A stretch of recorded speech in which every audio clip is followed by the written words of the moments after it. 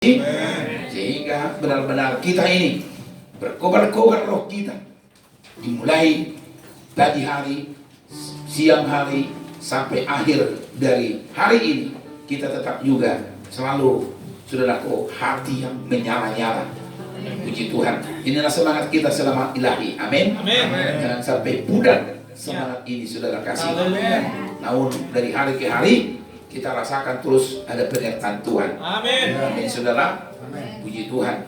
Jadi semua yang terjadi adalah kita sebut sebagai agendanya Tuhan. Dan justru dalam hal seperti itu kita teruji. Haleluya. Amin. Nah, apapun namanya goncangan itu, justru di sanalah anak-anak Tuhan diberkati. Amin. Saya lihat bangsa Israel, saudara kasih, kalau mereka hidupnya tenang, diinabobokan, dan di sana terjadi kematian rohani. Tapi tak kala ada goncangan, di sana terjadi kebangunan rohani. Amin. Jadi kebangunan rohani, orang cari Tuhan adalah karena terjadi satu kegoncangan. Bukankah demikian? Ya. Saudara kasih, sehingga mereka berseru, berteriak kepada Tuhan. Dan justru Tuhan mengarahkan pandangannya kepada orang yang berteriak.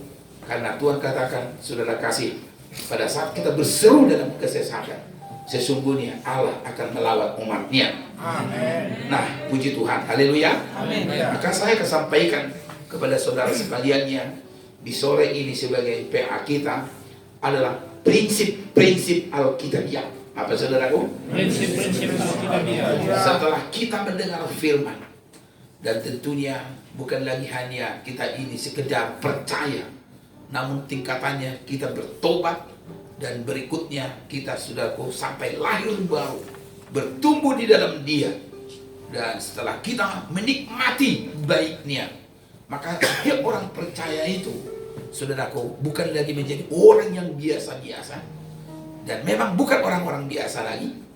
Sekarang saudara dan saya menjadi orangnya Tuhan, orangku yang benar. Apa saudara? Orangku yang benar. Maka saudara dan saya, kalau sudah firman mengisi hidupmu, roh berdiam di hati kita, maka sifat kita ini adalah prinsip yang Alkitabiah. Apa saudaraku? Jadi prinsip Alkitabiah ini artinya hidupnya tidak tergeser dari kebenaran Tuhan. Hidupnya tidak apa saudara? Tergeser dari kebenaran Tuhan. Inilah ada prinsip yang Alkitabiah. Nah, sejak kapankah itu bisa, saudaraku, tercipta dalam diri kita? Tak kala kita ini dihadapkan kepada pencobaan masalah, disinilah akan ketahuan, saudara kasih, kualitas hidup saudara dan saya. Kalau enggak ada tantangan, kita tak mengerti kualitas iman kita, kualitas pengeringan kita. Tapi pada saat ada tantangan, disitulah kita ngerti, saudaraku, kualitas kehidupan kita. Katakan amin. Maka sangat penting sekali tak kala kita dengar firman, roh berdiam dalam diri kita, dan juga firman Tuhan taruh dalam bibir lidah kita, pastilah kita mempunyai prinsip yang Alkitabiah. Nah, prinsip yang apa saudara? Alkitabiah. Saudara kasih, yang kita kenal bapak-bapak rohani dalam Alkitab yang menjadi percontohan bagi kita semuanya, salah satunya yang kita kenal prinsipnya Daud. Prinsipnya apa saudaraku? Daud. Nah, saudaraku, kalau dalam dirinya adalah benar-benar yang pernah berkata, satu hal yang kuminta adalah diam dalam rumah Tuhan seumur hidupku. Katakan amin. Jadi, kenapa dia diam dalam rumah Tuhan? Ada apa dalam rumah Tuhan? Menjadi orang yang fanatik dia. Saudara kasih, lebih baik satu hari dalam rumah Tuhan daripada 1000 hari di tempat yang lain. Ini adalah prinsip yang Alkitabiah. Dan ini tertanam dalam diri kita. Amin, saudaraku. Amin. Nah, jadi orang-orang yang memiliki prinsip yang Alkitabiah, saudaraku, bukan lagi dirinya yang berperang melawan tantangan itu, tetapi Allah turut bekerja dalam kehidupan orang yang memiliki sifat prinsip yang Alkitabiah. Saudara kasih, maka tak heran yang namanya orang yang memiliki prinsip yang Alkitabiah itu, Salah satunya Daud, hidupnya itu menjadi kesaksian. Menjadi apa saudara? Menjadi kesaksian. Karena apa? Karena prinsipnya adalah prinsip Alkitabiah. Maka saya rindu dan saya mau ingin impartasikan di dalam diri, supaya engkau memiliki prinsip yang Alkitabiah. Tidak tergeser, saudara kasih. Bagaikan batu karang, walaupun dari hari ke hari dihempas oleh ombak, katakan lagi itu saudaraku, dengan angin dan badai, yang saya tahu bahwa batu karang itu tidak akan beranjak dari tempatnya, tidak akan bergeser dari tempatnya. Seperti itulah kokohnya, saudaraku, prinsip kita ini di dalam Yesus Kristus. Katakan amin. Amin. Saudara kasih, kalau sudah bergeser iman kita, bergeser prinsip kita, tentu pengiringan kita pun beda, saudaraku. Nah, makanya Tuhan pernah menegur Petrus sebagai seorang rasul. Dia kita kenal adalah orang yang dekat dengan Tuhan. Nah, karena Tuhan Yesus naik ke surga dan dia menjadi saksi, Paulus menegur dirinya. Karena apa saudaraku? Bergeser dari prinsip yang Alkitabiah. Nanti belajar surah dalam Galatia pasal 2 dan jelas di sana. Jumpa rasul dengan rasul. Jumpa apa? Rasul. Sebenarnya Petrus itu adalah rasul senior, saudara kasih. Sedangkan Paulus itu adalah juga rasul, tetapi bukanlah muridnya Tuhan secara langsung, saudara. Tapi saya lihat kelebihannya, karena mempunyai prinsip yang Alkitabiah, kepada dia lebih banyak dipercayakan rahasia surgawi. Bayangin perjanjian baru itu, hampir tulisannya lah semuanya. Sedangkan Petrus hanya sedikit, 1 Petrus, 2 Petrus. Tapi sama dia cukup banyak, mulai dari Roma sampai Korintus, Galatia dan lain sebagainya. Saudara kasih, di sana dia menyatakan prinsip-prinsip yang Alkitabiah. Maka orang yang mempunyai prinsip Alkitabiah, kepadanya dipercayakan rahasia surgawi. Amin, saudara. Nah, saudara kasih, maka saya selalu ngomong kepada jemaat, ya, virus corona pasti akan berlalu. Nah, pasti akan berlalu. Apalah yang menjadi kesaksian kita di ujung, saudaraku, akhir dari virus corona, saudara pasti akan berkata, semasa terjadi virus corona, aku tetap beribadah. Amin, saudara kasih. Nah, maju tak gentar, saudara, ya itu adalah semboyan dari pahlawan. Maju tak gentar, berbela yang benar. Jadi saudara, ya Yesus adalah yang benar, kan? Nah, jadi di sini nanti Tuhan memberikan penilaian kepada kita. Oke, puji Tuhan. Ya, saudara kasih, kita mau lihat dulu prinsip-prinsip yang Alkitabiah. Ya, pertama kita lihat dulu kehidupannya Daud yang luar biasa itu. Dari Mazmur 73 ayat 25 sampai dengan 26. Ya.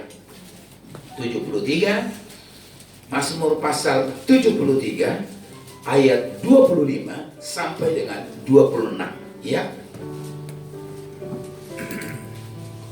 Demikian firman Tuhan. Ya. Siapa gerangan ada padaku di sorga Siapa selain Engkau? gerangan ada padaku di sorga selain Engkau? Katakan amin. Amin. Nah, selain siapa? Engkau. Terus, Selain Engkau tidak ada yang kuingini di bumi. wah, mantap sekali. Selain Engkau tidak ada yang kuingini di bumi. Wah, ini prinsip yang Alkitabiah luar biasa. Jadi dia tidak tertarik lagi hal-hal yang lain. Berarti saudara, dia tidak tertarik lagi dengan hal-hal yang lain. Tentu ini di atas daripada fanatik namanya. Gak ada lagi suka yang lain lagi. Apapun yang kita sodorkan sama dia, dan dia tidak tertarik lagi. Nah, dia tidak tertarik lagi dengan uang. Amin, saudara. Dia tidak tertarik dengan jabatan lagi. Nah, padahal dia seorang raja. Maka tak heran pada saat dia menjadi seorang raja, banyak hal yang mengkudeta hidupnya, termasuk anaknya sendiri, namanya Absalom. Siapa saudara? Absalom. Absalom ini seorang yang ganteng. Nah, saudaraku, dengan berusaha dia mengambil alih, mencuri katanya hati bangsa Israel.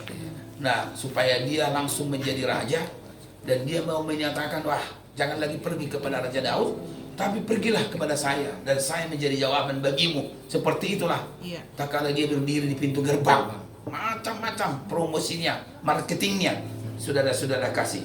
Tapi lihat, Daud itu saudara, nah tidak emosi menengok yang seperti itu. Sementara anak buahnya sangat emosi melihat itu. Apalagi dalam satu peperangan terjadi, saudara kasih. Dan betul-betul, nah dalam peperangan antara kelompoknya Daud dengan kelompoknya Absalom. Saudara tahu pada saat itu adalah peperangan yang sangat dahsyat terjadi. Ya, sebenarnya sudah banyak yang mati dari pihak Absalom, saudara-saudaraku, di masa itu bangsa Israel. Nah, saudara kasih satu hal pesan dari Daud. Jangan dia apa-apain namanya Absalom. Begitulah pesannya, saudara. Jangan diganggu dia. Begitulah dia berhati mulia, saudara kasih. Padahal dialah yang menimbulkan masalah, tapi betul-betul hatinya hati yang diberkati ya. Amen. Tapi dari pihak Tuhan tetap ada penghukuman. Justru Absalom ini, kalau dia berlari, nyangkut lehernya, saudaraku, di tali. Katakanlah itu di kayu, di andor-andor. Apa saudaraku? Kau namanya andor-andor? Nah, andor-andor itu gini, ada tali yang di kayu begitu. Dia berlari dengan apa namanya kendaraannya. Rumput yang menjalar. Nah, rupanya nyangkut, saudaraku, lehernya. Sementara kudanya berlari, dia tinggal. Nah, seperti itu ditangkaplah dia, belum mati. Tapi datanglah ajudannya, termasuk ajudannya saudaraku Daud, dan sudah ditemukan, nah, langsung ditombak dia. Dan diberitahukanlah itu kepada Daud dalam bentuk satu perumpamaan. Gimana cara kita memberitahukannya? Saudara kasih, dan betul-betul Daud meraung-raung mendengarkan itu, berduka sampai pasukannya pun takut memberitahukan itu kepada Daud. Di sini saya lihat, saudaraku, hatinya Daud yang sangat luar biasa itu. Amin. Ya kan? Ya. Nah, limpah kasih, saudara-saudara. Ya, kalau boleh, saudaraku, Tuhan turunkan hati yang seperti itu di hati kita. Amin. Haleluya. Amin. Itulah namanya hati Daud. Nah, dia yang mengancam dia, yang mau menyingkirkan dia, segala macam. Namun hatinya itu mulia sekali, saudara kasih. Saudara, dia katakan apa? Tak ada yang kusukai selain daripada engkau. Baik di bumi, baik di surga juga. Ada kata di sini, saudaraku, siapa gerangan yang ada padaku di surga selain engkau? Katakan amin. Amin. Nah, yang di atas dan yang di bumi. Nah, ini maksud dan tujuannya, saudara kasih. Jadi, betul-betul pusat pikirannya, perhatiannya hanya kepada Tuhan. Dan dia katakan, selain engkau tidak ada yang kuingini di bumi. Saudara, kiranya sifat ini, karakter ini, sifat ilahi ini ditransfer di dalam hati kita. Kita berdoa, tidak ada yang kita sukai selain daripada dia. Karena itulah saudara kasih, betul-betul hidupmu dan hidupnya, kalau yang namanya cari Tuhan, mati-matian, habis-habisan, gila-gilaan. Itu saudaraku. Jadi prinsip ilahi ini, saudaraku, tak pernah menghiraukan nyawanya demi pelayanan yang Tuhan taruh di dalam pundak kehidupannya. Amin. Amin, saudara. Amin. Nah, puji Tuhan. Ini prinsip yang Alkitabiah, dan ini yang tertanam dalam diri kita. Sempurnalah sudah. Tak heran, saudara kasih, Daud mendapat penghormatan di hadapan Tuhan. Makanya tak heran disebut Kristus anak Daud. Wah, Kristus anak Daud. Bayangkanlah Kristus adalah Tuhan Yesus. Saudaraku, disebut anak Daud. Wah, ini dalam, saudara kasih. Ini suatu kehormatan. Nah, sampai saudaraku dari surga Tuhan nyatakan Kristus anak Daud. Nah, saudara, lebih lagi kita lihat prinsip-prinsipnya Daud ini. Kesukaannya itu loh, kenikmatannya. Kenikmatannya ada di dalam rumah Tuhan. Saudara pun dan saya, biarlah kenikmatan kita di rumah Tuhan. Amin. Gimana saudaraku? Di rumah Di rumah Tuhan. Sekarang ini, kalau kita nggak berjaga-jaga, kadang-kadang begini saudaraku. Saya lihat dalam Alkitab bahwa Tuhan tidak selamanya memberi kesempatan, saudara kasih. Dan ini bagi kita adalah satu kesempatan. Kalau kita tak menghargai kesempatan, saudara kasih, maka kita akan kehilangan kesempatan. Saya lihat dalam Alkitab, dalam Amos dengan jelas, Tuhan sengaja mengirimkan apa yang dikirimkan oleh Tuhan: kelaparan dan kehausan. Saudara belajar di Amos, ini sangat baik sekali.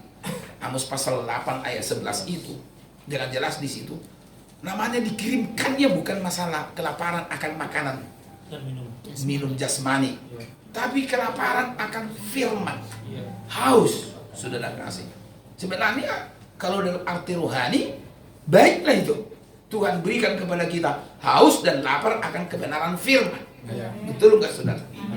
Nah, tapi karena kita pada masa-masa, saudaraku, kesempatan tak menghargainya, dan tidak selamanya ada kesempatan, Tuhan telah menarik rohnya dari bumi.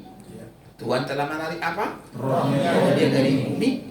Saudaraku, tak kala Tuhan menarik rohnya dari bumi, nah, orang mencari firman, diberikan kehausan, mereka mengembara dan tidak mendapatinya lagi. Walaupun mungkin Alkitab masih ada mereka baca, tapi tidak ada kekuatannya. Sudah hampa. Apa, saudara? Hampa. Ada apa sekarang kita rindu didorong terus membaca firman? Sebenarnya adalah karena rohlah yang menghidupkan. Apa, saudaraku? Rohlah yang menghidupkan. Tapi kalau roh ini sudah diambil, saudaraku, kembali dan tidak ada lagi, semua hampa. Makanya orang mengembara, saudaraku, ingin dipuaskan dengan kebenaran firman. Dari laut ke laut katanya, dari seberang ke seberang. Bukan hanya itu, saudaraku, dari timur ke barat, dari barat. Tapi mereka tidak mendapatinya. Tak heran mereka rebak katanya, pingsan dan tidak mendapat apa-apa. Ini semuanya adalah memang Tuhan yang mengerjakan. Jadi tidak selamanya, saudaraku, ada kesempatan. Betul nggak, saudara? Tidak selamanya ada apa? Kesempatan. Kalau sekarang yang kita tahu caranya Tuhan, saudaraku, Tuhan mengubah kutuk menjadi berkat. Tetapi ada saatnya berkatnya akan diubah menjadi kutuk. Saudara kasih. Disinilah kalau Tuhan sudah kehabisan kesabaran. Jadi tidak selamanya Tuhan sabar. Ada saatnya Tuhan kehilangan kesabaran. Saudara kasih. Kesabaran. Makanya ada kata-kata istilahnya, aku menyesal. Apa, saudaraku? Aku menyesal. Sebenarnya Allah sudah pernah menyatakan itu. Aku menyesal menciptakan manusia, maka aku akan hapuskan manusia. Dan benar, saudara kasih, manusia mati dan tenggelam masa air bah. Tak segan-segan Tuhan menenggelamkannya, dan hanya satu keluarga saja yang selamat. Dan Allah ingin membuat suatu dunia baru lewat keturunan daripada Nuh. Saudara kasih, ada kata kalimat menyesal. Saudara, berikutnya bukan lagi kata kalimat menyesal. Tuhan pernah berkata, aku muak melihat manusia. Apa, saudara? Muak. Kalau namanya menjijikkan lah, muak katanya. Kalau Tuhan telah muak, apa yang mau dia lakukan? Kan gitu kan? Tak kalah, saudaraku, Tuhan katakan, aku muak katanya. Sebenarnya ini bukan lagi, saudaraku, secara manusia global, tapi muak itu harus tertuju kepada orang benar, orang tebusannya, umatnya, saudara. Maka tak heran pernah Tuhan buang bangsa Israel ke Babel. Kemana, saudara? Tuhan buang ke Babel selama 70 tahun. Selama berapa? 70 tahun. Karena Tuhan telah muak, saudara kasih. Jadi masa-masa ini adalah masa pembuangan, saudara kasih. Kalau kita tidak menghargai kesempatan yang diberikan Tuhan, jangan-jangan kita terbuang, tapi dijauhkan Tuhan lah itu. Amin. Dijauhkan Tuhan, dibuang 70 tahun. Saudara kasih, tapi di masa 70 tahun telah berakhir, maka Tuhan memulai pemulihan melalui hambanya Daniel. Dia baca itu, saudaraku, kitab Nabi Yeremia, rupanya telah berakhir. Saudara kasih, disinilah saya lihat ada kadang-kalanya sampai Tuhan, saudaraku, muak katanya. Ada lagi Tuhan katakan, aku menyesal. Dan berikutnya ada lagi, aku akan menyusahkan manusia. Apa saudara? Aku akan menyusahkan apa? Manusia. Kalau disebut menyusahkan manusia, mungkin juga udah berbagai macam.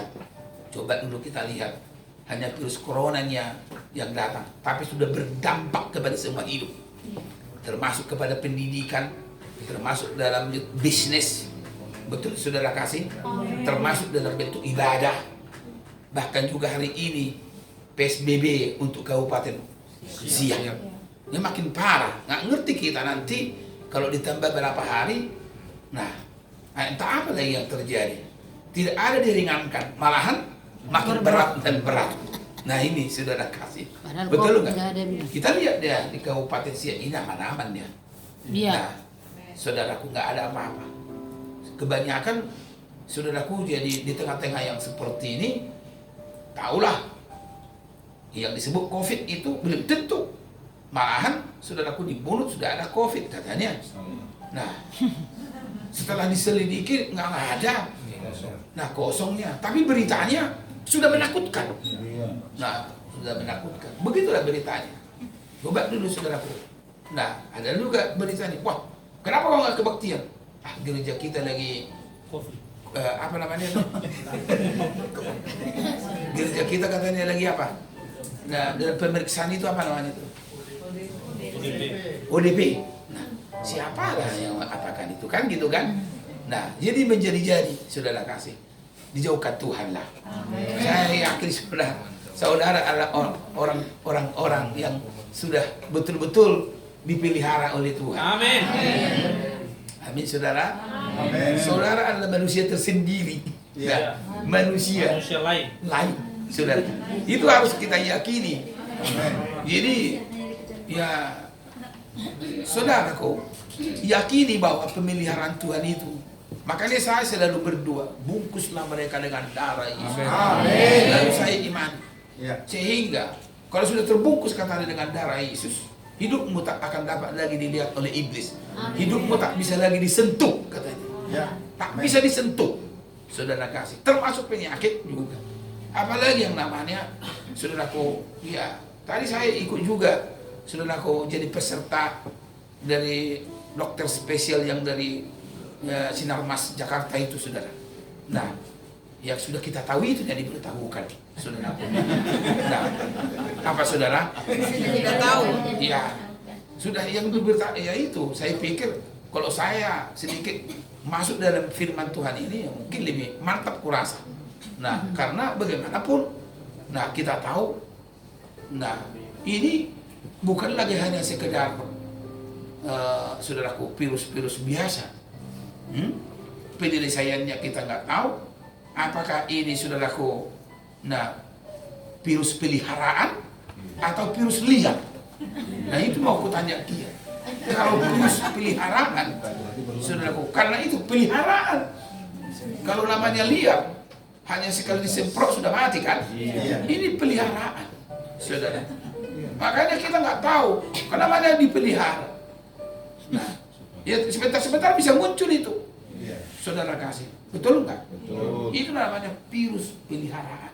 Mau bagaimanapun, pencegahan dengan cara-cara jaga jarak dan lain sebagainya. Mau jarak jauh, jarak dekat atau apa. Nah, berskala katanya kan, tetap aja, saudaraku. Nah, dia nggak ngerti bagaimana caranya. Ini kan caranya supaya dengan ini terjadi kesusahan. Aku akan menyusahkan manusia. Nah, makanya tanya apakah vaksinnya sudah dapat? Enggak, vaksinnya itu adalah jaga diri. Nah, saudara kasih. Ya itu memang betul. Vaksinnya itu jaga apa? Jaga diri. Nah, tapi kalau puji diri, hama mako. Apa saudaraku? Puji diri, hama mako. Nah ini, saudaraku. Jadi untuk mendisiplin diri, nah ya pencegahan jaga diri. Nah betul nggak saudara? Tapi kalau puji diri apa saudara? Hama mako. Nah puji Tuhan. Jadi jangan ada puji diri. Amin saudara. Amin. Supaya jangan menjadi virus yang lebih berbahaya. Nah, puji Tuhan. Saudara kasih, maka di sore hari ini saya sampaikan kepada saudara sekaliannya, yakinkan dirimu itu memang sudah diisolasi oleh darah Yesus.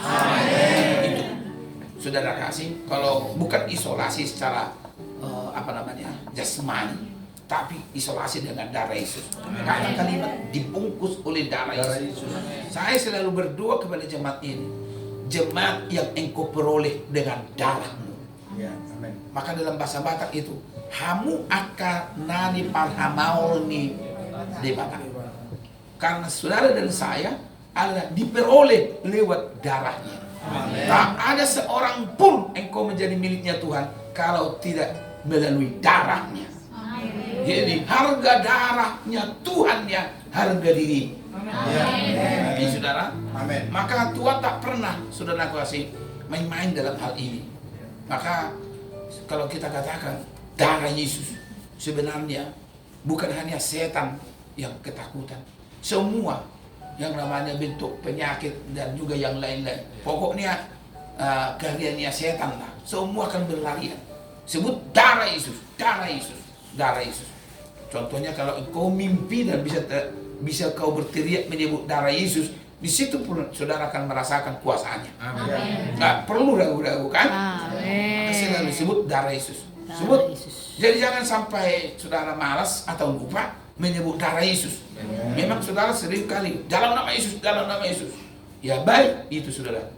Nah, tapi jangan lupa darah Yesus. Nah, karena engkau teroles dengan darah Yesus. Sama dengan seperti di ambang pintu bangsa Israel itu. Nah, tanda darah itu sehingga roh maut. Nah, virus corona ini termasuk juga ditunggangi oleh roh maut. Maka hanya orang yang telah teroles oleh darah Yesus. Teroles oleh apa? Darah Yesus. Nah, setiap pintu hatinya, saudara dan saya yang sudah teroles darah Yesus, sudah benar-benar tidak akan bisa lagi terjamahnya itu dah. Sudah benar-benar saudara terisolasi dengan sempurna. Amin. Amin saudara. Amin. Puji Tuhan. Nah, ini berita sukacita bagi kita. Maka peganglah, tetaplah engkau dalam prinsip yang Alkitabiah. Amin. Memperkatakan prinsip yang Alkitabiah. Walaupun mungkin ada orang selalu memberikan saudaraku ide-ide atau katakanlah seperti bangsa Israel pernah seperti itu saudaraku. Nah, memberikan suatu ide kepada Harun karena lama hambanya Musa di atas gunung itu menerima pewahyuan dari Tuhan, banyak input yang berdatangan dan berkata, mungkin dia sudah mati, mungkin dia sudah lupa turun, segala macam, sampai betul-betul saudaraku kekuatannya Harun itu luntur dan sampai tawar hati. Akhirnya ide itu masuk dan mereka membuat suatu patung sesembahan. Itulah dari emas kan, lembu emas. Nah ini karena apa? Karena ada ide-ide yang lain, saudara kasih, bermasukan yang bukan memiliki prinsip yang Alkitabiah. Tapi hari ini, saudara dan saya pegang ada prinsip yang Alkitabiah. Amin. Ibarat Yosua, apa saudaraku? Yosua. Aku dan seisi rumahku beribadah kepada Tuhan. Akhirnya dengan prinsipnya itu bangsa Israel pun hamidoh gabenda. Nah, jadi saudara dan saya, prinsipmu mempengaruhi orang lain. Amin. Oke, ayat terakhir bagi kita. Haleluya. Ini sangat penting bahwa menghadapi tantangan adalah menjadi pegangan kita. Kita memiliki prinsip Alkitabiah. Artinya tertanam di dalam hati kita. Oke, kita mau lihat dulu saudara kasih. Yosua pasal 15. Yosua pasal 24 ya, ayat 15 sampai dengan 16. Nah, ini dalam keadaan krisis mereka. Namanya krisis. Kalau ada kata-kata seperti ini berarti keluarlah saudaraku statement, keluarlah namanya pernyataan-pernyataan atau prinsip-prinsip yang tertanam di hatinya. Ya, karena dia pun sudah capek alias loja melihat bangsa Israel itu sudah ibadahnya pun sudah hoki-hoki, tapi di tengah-tengah yang seperti itu keluarlah statement baru atau prinsip baru, aku dan seisi rumahku beribadah kepada Tuhan. Oke, semua baca? Amin. Amin, saudara. Jadi maksud saya gini, perhatikan dulu, kata-kata ini keluar dalam keadaan apa bangsa Israel itu, gitu kan? Iya. Jadi ada yang mempunyai latar belakang, ada latar belakangnya sampai dia menyatakan itu. Sudah bukan timbul sendiri. Artinya kalau aman-aman dan ibadah nggak perlu statement seperti ini. Iya. Tapi pada saat ada keadaan sudah nggak benar lagi, baru keluar. Iya. Nah itunya itu. Nah oke, mari kita bacakan bersama ya. 1, 2 ya. Tetapi jika kamu anggap tidak baik untuk beribadah kepada Tuhan, inilah pada hari ini Kepada siapa kamu akan beribadah? Allah yang kepadanya nenek moyangmu beribadah di seberang sungai Efrat, atau Allah orang Amori yang negerinya kamu diami ini. Tetapi aku dan seisi rumahku, kami akan beribadah kepada Tuhan. Ayat 16. Lalu bangsa itu menjawab, jauhlah daripada kami meninggalkan Tuhan untuk beribadah kepada Allah lain. Amin. Amin. Jadi prinsipnya itu membangunkan imannya orang lain, Iya. memberkati orang lain. Sementara yang sebenarnya orang itu pun sudah terpuruk, saudaraku, sudah lemas. Namun masih ada, saudaraku, pengharapan karena prinsip. Maka saudara dan saya, prinsipmu ini memberkati yang sudah lemah. Amin. Amin. Kalau yang lain sudah tergeletak. Tapi untunglah ada firman, sumbu yang, apa saudaraku? Bulu yang terkulai takkan dipatahkannya, dia akan jadikan indah. Sungguh lebih berharga sumbu yang terpudar, takkan dipadamkannya.